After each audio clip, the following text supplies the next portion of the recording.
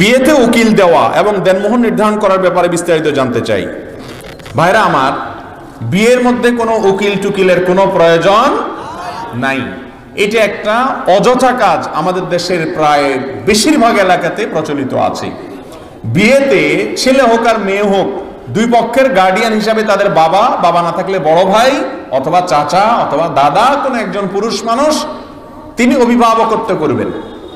মেয়ের বাবা বলবে আমার মেয়েকে আমি বিয়ে দিচ্ছি, তিনি নিজেই মেয়ের বিয়ের ক্ষেত্রে বলতে পারি উকিল, বিয়ে সম্পাদন করতেছেন তিনি।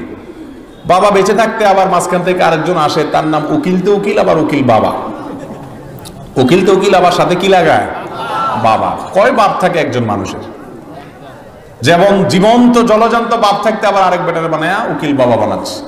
এ উকিল বাবা বানানোর পরে মেয়েরা ওই বিয়েতে যে উকিল বাবা থাকে সারা জীবন বাবার মতো তার খেদমত করা লাগে, তার সাথে পর্দার বিধান আছে বলে মনে করে না।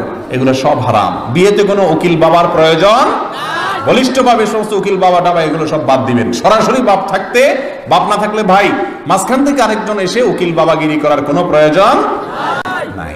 এটা ভুল।